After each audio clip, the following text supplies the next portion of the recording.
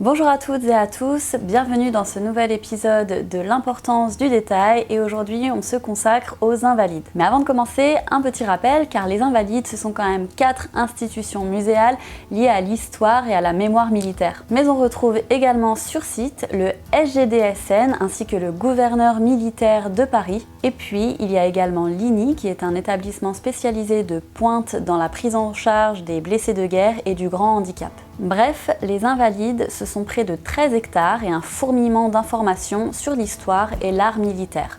Mondialement connu en raison de la présence du tombeau de Napoléon Ier, n'oublions cependant pas qu'ils ont été conçus sous le règne du roi Soleil Louis XIV pour permettre à ces soldats malades, blessés ou âgés d'être soignés. Mais entrons plutôt dans cette enceinte pour en découvrir les tout petits détails qui auraient pu échapper à votre œil de lynx.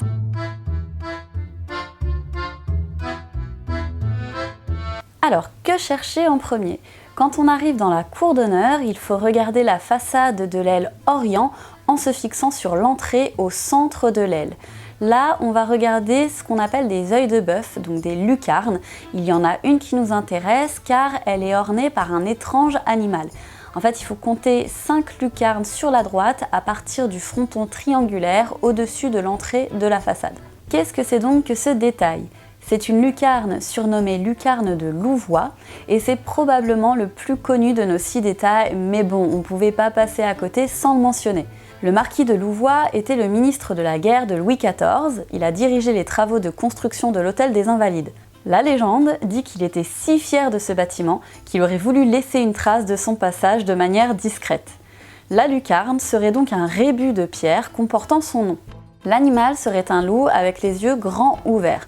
Ce serait donc un loup qui voit ou un louvois qui nous donne le nom du ministre.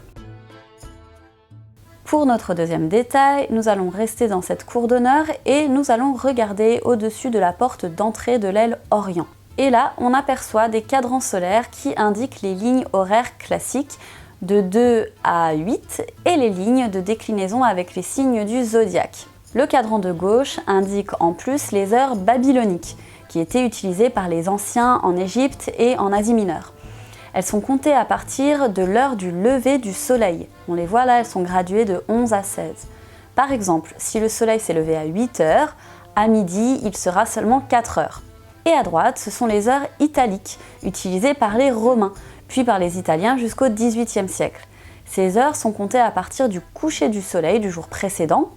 Ici, c'est gradué de 18 à 24. Alors oui, je suis d'accord, il y a de quoi en perdre son latin. Nous allons quitter la cour d'honneur pour nous aventurer dans un corridor qui va nous mener jusqu'au jardin de la cathédrale Saint-Louis des Invalides. Quand vous arrivez de l'entrée nord, c'est le corridor qui est à gauche et qui mène à la boutique des Invalides.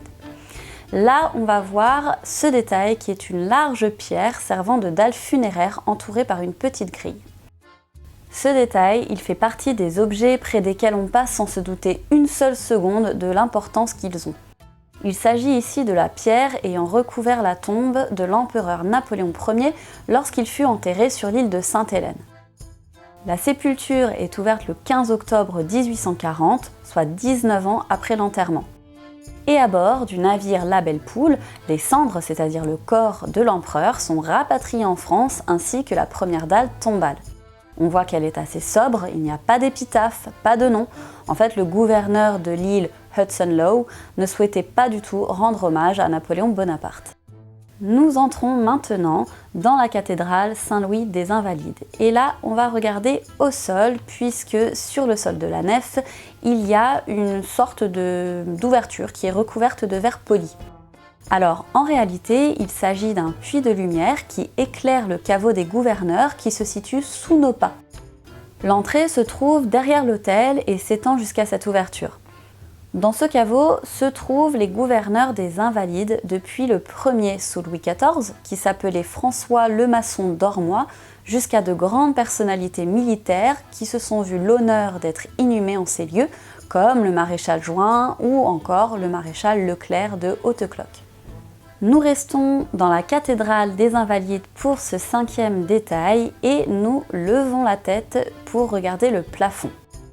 On peut voir des ouvertures qui ressemblent à des percées, et selon le directeur interrogé à l'époque, le général Christian Baptiste, le trou le plus proche au-dessus de l'autel était destiné au lâcher d'une colombe à la fin de la messe dominicale. Ce geste, qui était symbolique, permettait de faire figurer le Saint-Esprit aux pensionnaires de l'autel du temps de Louis XIV. Et pour notre 6e et dernier détail, il faut grimper à l'étage des guerres contemporaines. Là, il faut aller jusqu'au fond du corridor et sur le dernier pilier de la dernière arcade se trouve un peu caché notre dernier détail. Il s'agit d'une chausse qui est gravée dans la pierre. Cette chausse, ce soulier, ressemble à ceux portés à l'époque du roi Soleil, le talon incurvé, le nœud apparent et le bout carré. Probablement gravé par l'un des pensionnaires de l'époque, ce graffiti d'un autre temps nous rappelle également que dans ces espaces des Invalides, il y avait des manufactures destinées à fabriquer des tapisseries, des uniformes et parfois des chausses pour les soldats de l'armée royale.